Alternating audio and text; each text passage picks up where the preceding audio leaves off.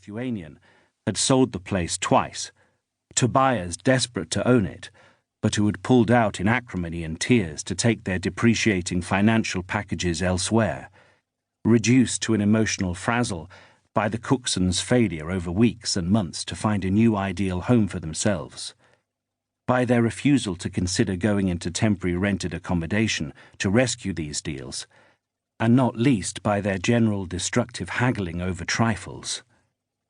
I'd lost count of the properties the Cooksons themselves had walked away from at the 11th hour, upscale dwellings that ticked every box on an evolving wish list that had taken the three of us out to look at converted windmills and maltings, a superior Georgian townhouse on the square, a riverside apartment with long views and finished in oak and granite, a wool merchant's cottage with sizable vegetable garden out towards Woadstringham, the paths of the couple's individual whims, hers, at any moment, for a circle of views, his, for an authentic chef's kitchen with wine cellar, rarely crossed.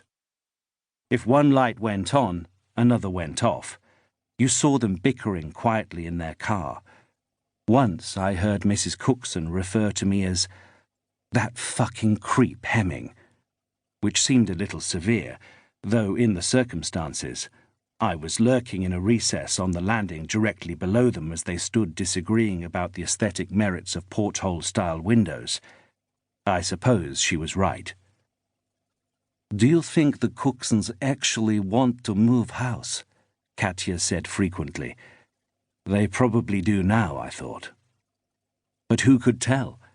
They'd been in the place 16 years. Their children had flown. He was a dentist. She owned 4 pharmacies. Now in their mid-40s and better off than ever, they seemed to me stranded between possible bad choices.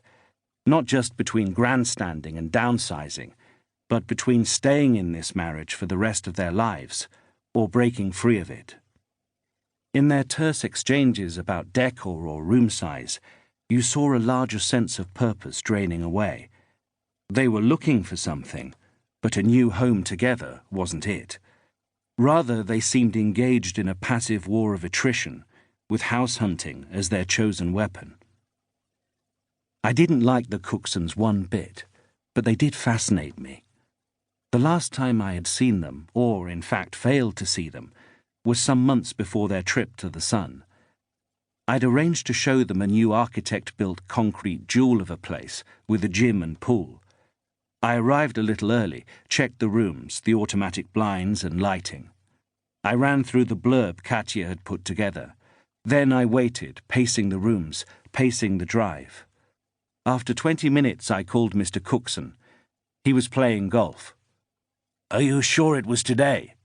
he said. I told him that yes, today was the day, and paused to allow him to apologize. He didn't.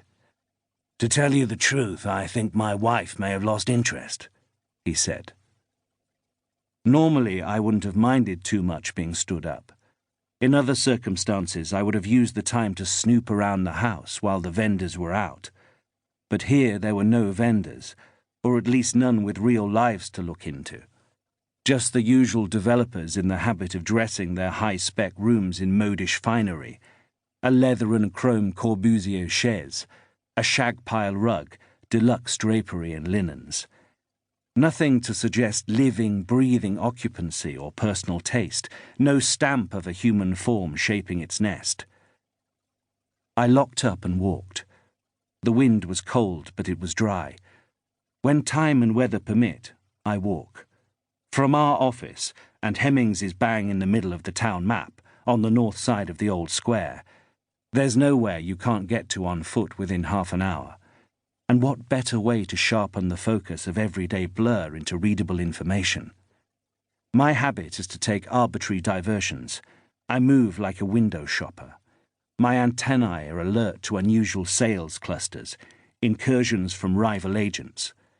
I take the trouble to read the fluttering notices pinned to fences and telegraph poles, warning of private building projects or public works. I note what scaffolding is going up, contractors' vehicles, the contents of skips. The smell of fresh paint puts a spring in my step.